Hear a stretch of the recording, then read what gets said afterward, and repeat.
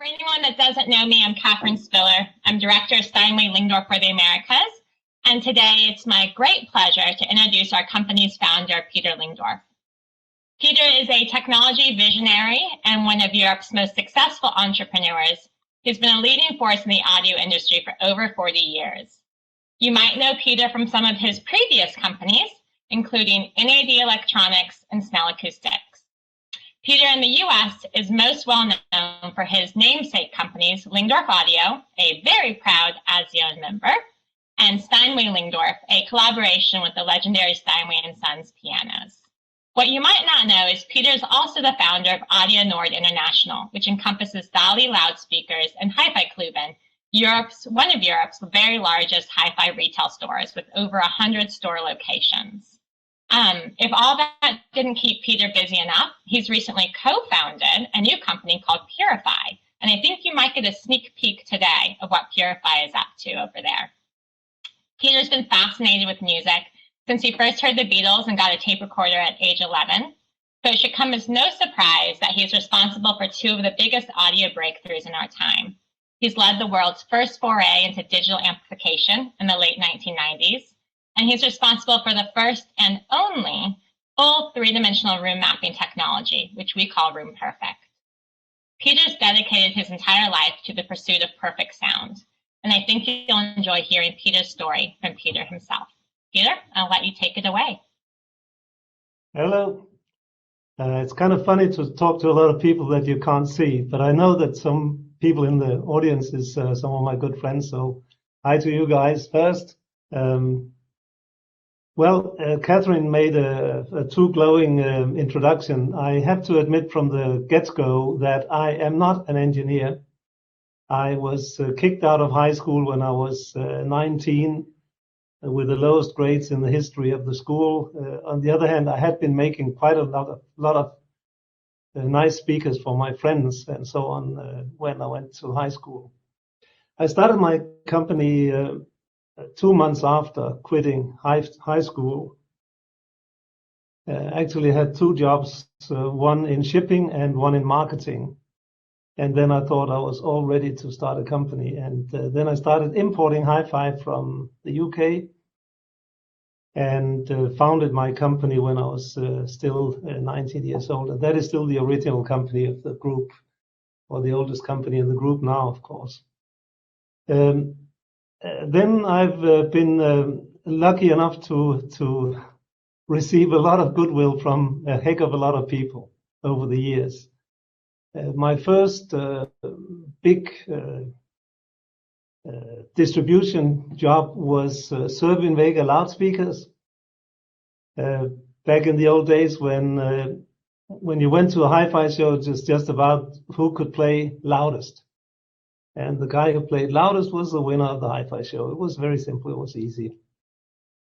I met the founder and the owner of Cerwin-Vega in 1976 in London. And he was playing music at the Penta show at the Heathrow airports. And I could hear some really, really nice loud sounds from that room, and I went in and I met Gene Sawinski, the owner. It was the only time he's ever been to Europe at that time to present his loudspeakers, and we started talking, and I was fascinated by his speakers. He was not using a turntable, but he was using a tape recorder because all the bloody turntables couldn't work with the sound pressure levels that he was producing in that tiny little room. But we got along really well, and he decided that I could be the distributor for Denmark.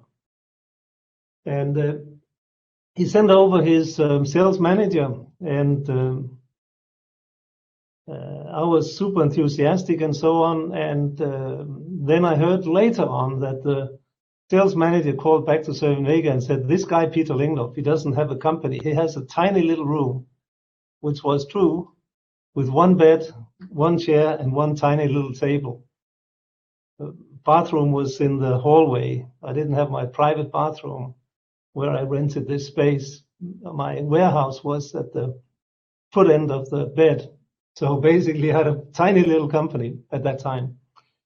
But Gene Cerwin-Vega told the sales manager that he didn't care, he liked me, and they should just go along and send a bunch of speakers so I could test them out and get some orders. And he sent a whole plane load of speakers almost. And I went around to hi-fi dealers in Denmark and collected orders for a full 40-foot container of speakers. Then I went to my bank and said, I need to make a letter of credit for $50,000 US. And the bank manager said, but Peter, you have only, at that time, I think I had $4,000 in my bank account. That you don't have so much money. So I said, well, that's why I'm in the bank. So after thinking a little bit, the bank manager says, you know what, Peter, we're going to buy the speakers.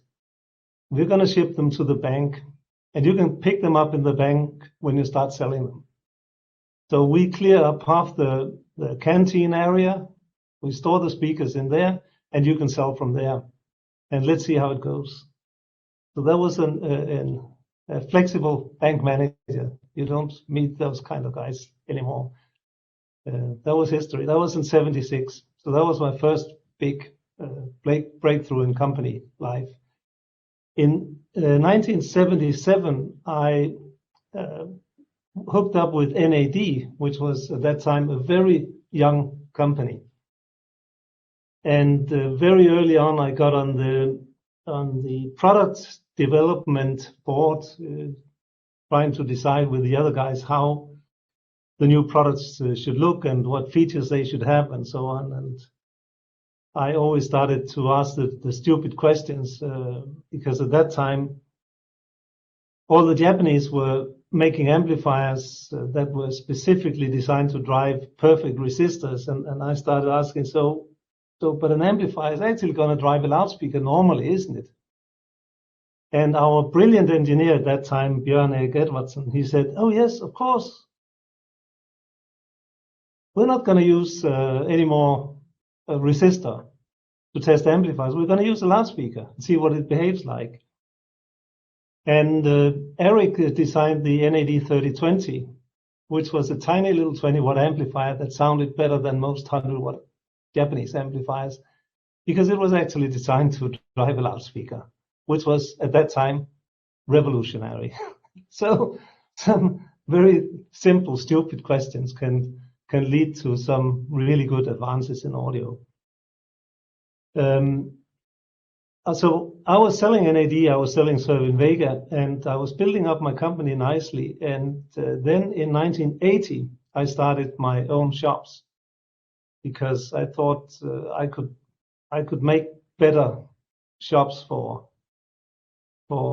customers than the shops I was selling to. And I figured out that if I sold to the customers directly, I would get the money right away and so on, and wouldn't have to give credit to a lot of dealers that sometimes didn't pay. And so that went pretty well. And then, impatient as I always was, I started looking into, starting to produce loudspeakers. So I founded DALI, Danish Audiophile Loudspeaker Industries, in 1982. And hopefully you're going to see a couple of pictures from that time a little bit later. DALI was really only meant to be speakers that we would be selling in my own retail stores, Hi-Fi Klubben. And in the first many years, sales was primarily to Hi-Fi Klubben, and then we were starting to sell to some of my friends in Hong Kong and in Japan and a few other places. But over the years, it became more and more professional. We were also making Cerwin-Vega speakers OEM for Europe at that factory, and it was growing quite nicely. At the same time, I was distributor for NAD, and NAD was not doing so well financially, but I was doing pretty well with my company. So every time NAD was out of money, they asked me to buy some shares, and I bought some shares. And then another year went, and they asked me if I wanted to buy some more shares, and another year went, and they asked me to buy some more shares. And by 1987 or thereabouts, I owned NAD. I had bought so many shares that all the others were like 10%, and I was 90%. All that time, I've been deeply involved with the product development and loved to talk with the engineers. And then when I became the owner, I started to influence the company into making more reliable product. And I hired a really clever guy, Victor Campos, who was the former chief engineer for Adcom. I knew they were making nice and reliable products, so he became top engineer at NAD, and his task was to, as I told him, Victor, you will probably not be able to make the products so they never break, but at least 1 year from now, I want it to be so that if you take the cover off an NAD product that is faulty, then you look inside and you say, what could go wrong in this? Because it has to be built so beautifully and made so nicely that you'd wonder how could it ever break. And he said, yes, we're going to do that. And eventually the product actually became a lot more reliable. And they looked good inside and so on. Before this venture, it was looked really like a bird's nest inside when you took the cover off. In NAD, I met a lot of very good people. Some of them are still in the industry, fortunately. Peter Treibman is one who now has Outlaw amplifiers and so on. Bjørn Edvardsen, who was really a very, very brilliant engineer. He was Norwegian, working for NAD. He died 3 years ago, unfortunately, too early. But I got more and more interested in the technology side of things, and I was meeting some of the really, really good engineers at the time. And there was one guy called Bob Berkowitz, who came up with the first ideas around making a room correction system. And he had kind of figured out that it would be possible to do it digitally once we had enough speed in DSPs and so on. So he actually laid a little bit of the theoretical groundwork for room correction. Then in also late 80s, I got involved with Snell acoustics. I loved the Snell speakers because Peter Snell, the original founder, had some really good ideas about how the room and the speakers should interact with each other. And I thought he was a brilliant guy. He died, and then shortly after, I bought a majority in the company. And in Snell Acoustics, we had a brilliant engineer called Kevin Wakes. Some of you will know him because he later started working for Harman and founded Revel Speakers with Sidney Harman. But anyway, at Snell Acoustics, Kevin and I started talking about room correction.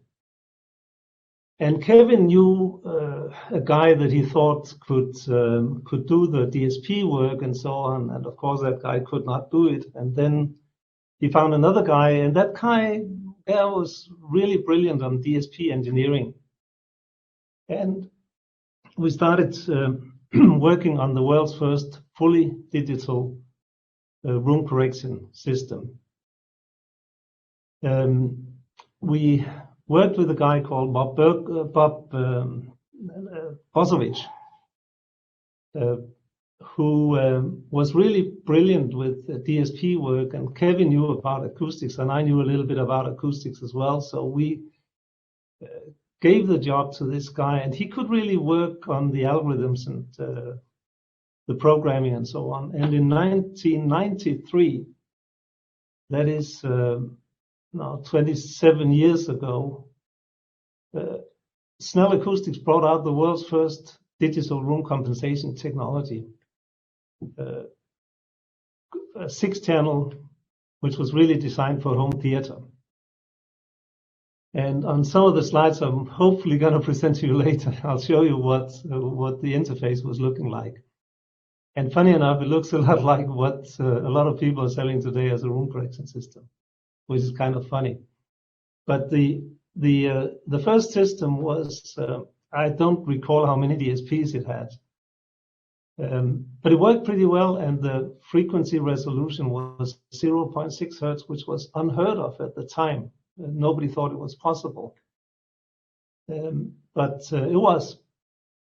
So that was 1993 that we had shown it. And then in 1996, my partner in Snell Acoustics, this is going to be a little bit of an anecdote. He fell in love with one of the office girls, and all of a sudden she had a very senior position and $120,000 salary and 2 horses and a farm, all paid for by the company.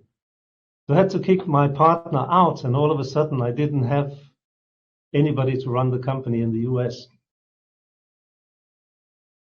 So a nice guy came along, Sandy Berlin, who was good friend with Sidney Harman. He had just sold Mark Levinson to Sidney Harman. And so he called me and said, Peter, I sold my company to Sidney Harman, and you know what? I'd love to be your partner in Snell Acoustics. And I said, okay, let's talk about it, because I really needed somebody to run the company. And he said, you know what? We're going to build the company a little bit more, and then we're going to sell it to Sidney Harman. And I said, okay, let's have a talk about it. So I went to Boston, where Snell was. They had a factory outside of Boston. And we more or less agreed what to do. And he was going to buy half the shares, and I was going to have the other half, and we'll build the company and so on. And fine. Then a couple of weeks later, I went back to Boston to finalize the deal with him, and everything was groovy and so on. And then I came back to Denmark, and then I hear nothing until I get a call from Cerwin-Vega that he had been headhunted by Sidney Harman. So Kevin is and was one of the best engineers in the US. So apparently Sidney Harman was hot on getting hold of the room correction technology and Cerwin-Vega. So anyway, I was stuck without management and without the chief engineer for the company, and I ended up selling the company to Boston Acoustics. And then I founded Tact Audio together with Bosowich, the DSP engineer. So Sidney never got the room correction technology. And Bosowich and I, he was a funny guy. He was kind of Eastern European, brought up under communist regime and so on. He didn't really understand Western philosophy that well. So we didn't get along too well. And but we did quite a few products and so on. But a few years later, we had to break up. It was simply unbearable. And in the meantime, we had made quite a few room correction systems. Actually, first we've done an NAD, 2+2 channel room correction system, and then we went on to Tact Audio, but we broke up in 2002. And at that time, I was kind of getting tired of what we had been doing with room correction, because I could make it work. It would take me 3 days to make a system, to set up a system with 2 channels. And it was trial and error and so on. Another thing happened in parallel with all of that, and that was that I got a call from Steinway. They wanted to have a collaboration with me because one of their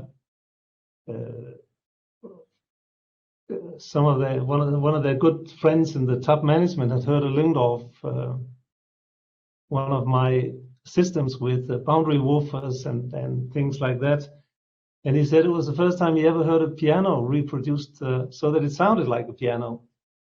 So I got this contact with Steinway, and they really wanted to do something with me. And so I decided, okay, what the hell, I'm going to hire a few engineers to work on a new generation room correction system. Because I knew that what we had been working on for 10 years, we really couldn't make it work reliably. So I hired the chief engineer from TC Electronics, the biggest pro audio manufacturer in Denmark, the chief engineer from B&O, and another 28 engineers to work on next generation room correction system. Actually, the plan was that we would send invitations out to these 30 engineers, and we thought that half of them would join us, but actually all of them joined us. So I was stuck with a little bit of a heavy bill to pay every month. But I asked them to do a next generation room correction system. And I told them, you're not going to get one of the tech systems. I'm not going to allow you to see it.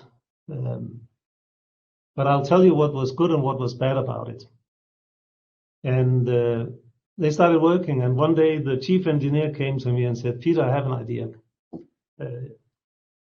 And I heard his idea, and I said, but Jan was his name. Jan, this is not going to work. This is totally out. It can't possibly be the way to do it. And I thought, the guy was making $14,000 a month. I thought, oh my God, there's still severance pay, and so it's going to be more than $100,000 to get rid of this freaking nut. But after thinking a few hours, I thought, bloody hell, he's onto something. And he had actually come up with the idea for RoomPerfect. It took a few days until I completely understood what he meant, and I thought, oh my goodness. Everything we've been doing was absolutely wrong. So that was how RoomPerfect came along. One guy really who came up with the breakthrough ideas. In parallel with all of this, or a little bit, parallel with this, in 1996, I get a call from Copenhagen. One of my friends there said, I met this guy. He is immensely brilliant. And he's got an idea to make a fully digital amplifier. And it sounds too outlandish that it should be possible, but the idea seems crazy. I said, okay, I like crazy. Let's see. I want to meet the guy. So I met the guy, Lars Risbo is his name. And he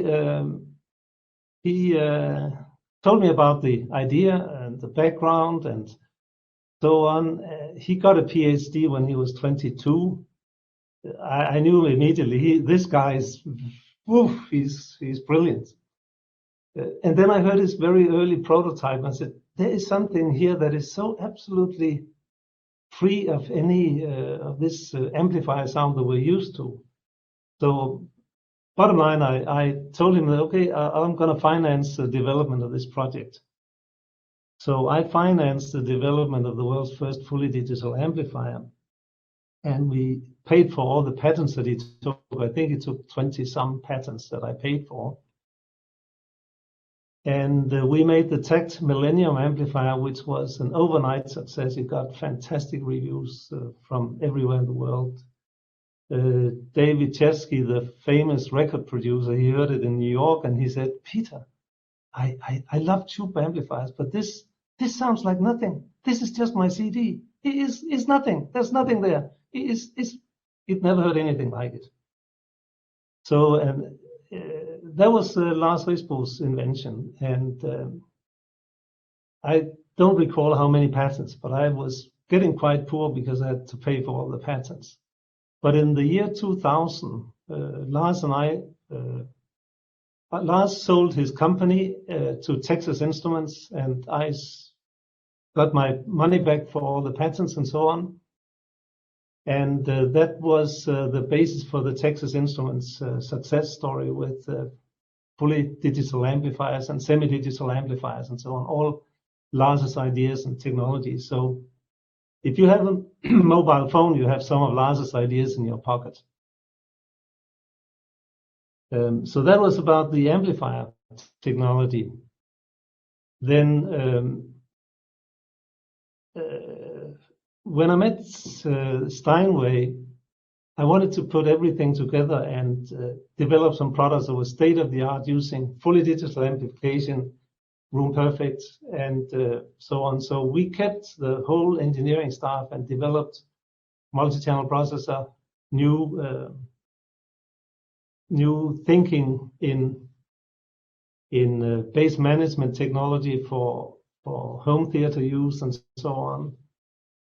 And that's the basis of the company that quite a few of you now know as Lyngdorf Audio and Steinway Lyngdorf. I know this is Azione Group is for the Steinway dealers or for the Lyngdorf dealers, but I can tell you that a lot of the technology is more or less the same. You know, once you've developed RoomPerfect and so on, we have no saving about making it less good for a Lyngdorf product. So the tiny little 1120 has the same DSP core as we're using for a several $100,000 Steinway system. So it's close to the same sound quality in terms of the electronics. We can't make it better. We don't want to make it worse when we couldn't possibly save any money on it. In parallel with all of this, of course, DALI has developed now to become the largest speaker factory in Europe. We are not the biggest speaker brand in Europe in terms of turnover, but we make more speakers in Europe than anybody else because we actually make speakers. We are not just a brand that puts a name on a speaker. I want to share some slides with you if I'm lucky. I hope I can succeed in this. Just 1 second, bear with me. And then I should have the share button.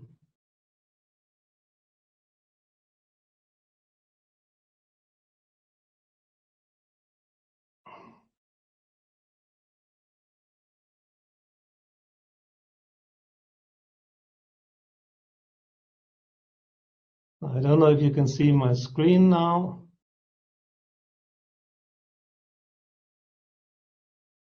I don't get any feedback, so I think somebody's going to call me if nobody can see my screen.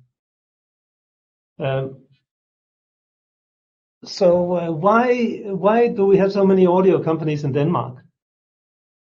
Well, it actually all started in 1820. A guy called Hans Christian Ørsted, he discovered electromagnetism, which is the basis for electric motors, loudspeakers, microphones, all kinds of stuff. He was the first guy who observed electromagnetism.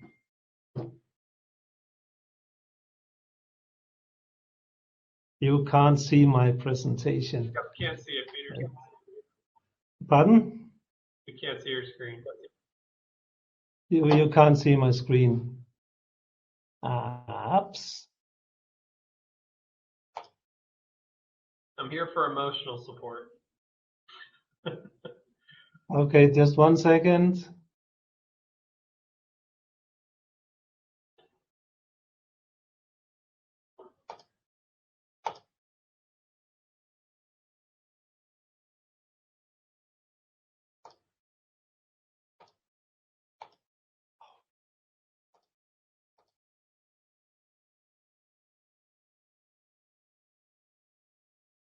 What about now? No, not yet. It's going to be that one button on the left. Yeah, I know.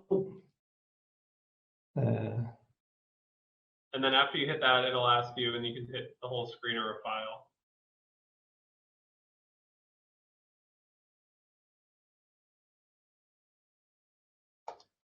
Oh.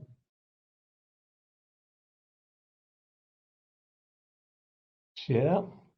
There we go. Perfect. Okay. Yeah, A.C. Ørsted discovered electromagnetism 1820. Then after that, we had a lot of Danish contribution to acoustics and so on. First electromagnetic recorder was a Danish guy in 1899. Paulsen was his name. The first loudspeaker, electromagnetic loudspeaker, the moving coil loudspeaker, was a guy called Jensen in 1915. Then we've had a lot of technology in microphones, such as Brüel & Kjær, brass microphones, DPA microphones. Virtually all high-end microphones worldwide are made in Denmark. Hearing aids, transducers, that's both the microphones and the tiny little speakers and hearing aids. Denmark is sitting on 50% of the world market. Measurement technology in audio, that's primarily Brüel & Kjær, who was the market leader worldwide for many, many years. Loudspeaker drivers, VIFA, ScanSpeak, Peerless, audio technology, Dynaudio, Point Source, DALI, and a lot of other manufacturers. Denmark actually have more audio engineers per capita than any other nation. The Danish universities educate more audio engineers than they do in Germany, and Germany have 15 times more people. So we're like a hotbed for audio. This is a picture of our tiny little Lyngdorf audio factory. To the left you see the engineering. To the right is manufacturing and warehouse. We have manufacturing in that house. We have 41,000 square feet. Under 2 roofs. We're gonna extend the facility next summer because we're running out of space now. This is some of the staff at Lyngdorf Audio, except for the ones from the US and so on. So Lyngdorf is my darling company. It carries my name, so it's quite a bit of an obligation. And it is actually already the largest high-end audio company in Scandinavia. Then we have the DALI loudspeaker factory, which is now actually the biggest speaker factory in Europe. 258,000 square feet on the picture you see here. We have a factory also in Ningbo in China, 90,000 square feet, where we manufacture the cheaper speaker drivers and so on. So these are some of the speakers that DALI is making. We have quite a few product lines. DALI has been involved in a lot of speaker technology as well. They have a lot of patents in speakers. One is for using soft magnetic compound, which is a patent DALI took a few years ago to reduce distortion in loudspeakers. We are making all the drivers in-house. We're making cabinets in-house, and we are producing in our own factory, either in Denmark or in China. So I take great pride in that we are not just a speaker label. We actually make speakers. Just like at Lyngdorf Audio, we make amplifiers. We're not just a brand. So this is one of the setups for assembling the more expensive speakers. We have our own cabinet operation, lacquering, robotic lacquering, robots, and so on to make speakers in Denmark. We do it very efficiently. And this is actually me when we started building the factory. So maybe you think I don't have a lot of hair, but over my lifetime, it comes out quite well. I think I have most hair than most of you over my lifetime. So I looked like that until I was about 40 years old.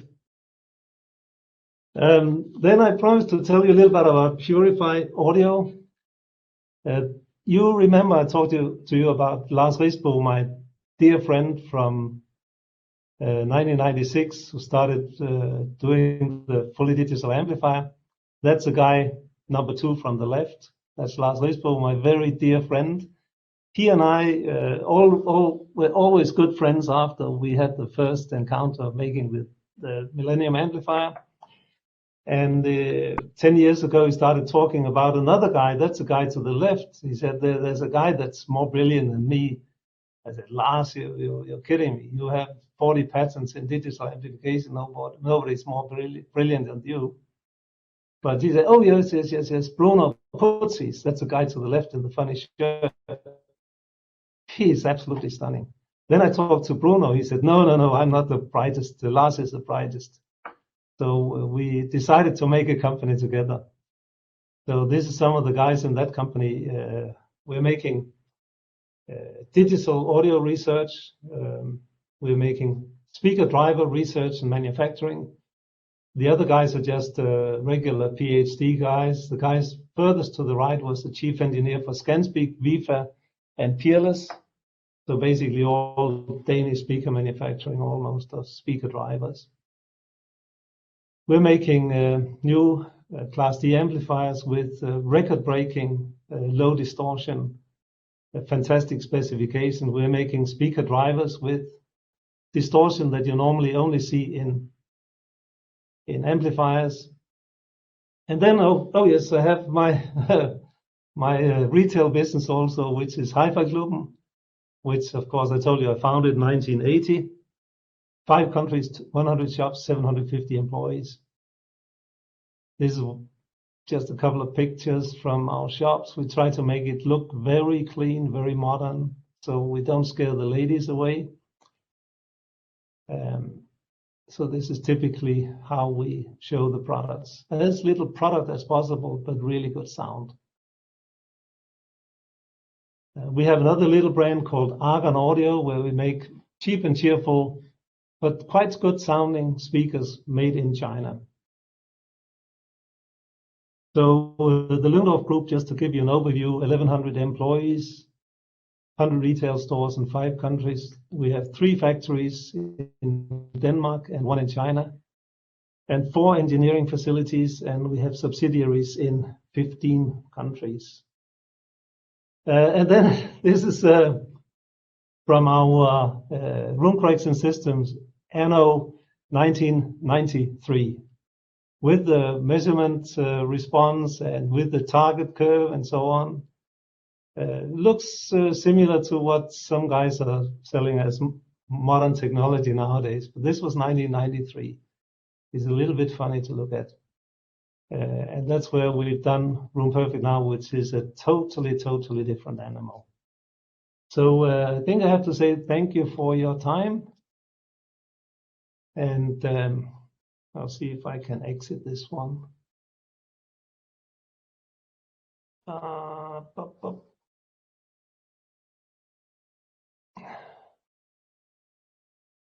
Stop sharing. So that was my presentation. I think I talked too much about some things and too little about other things, but this was a little bit my story in hi-fi, or some of it at least. I hope you all have a good day.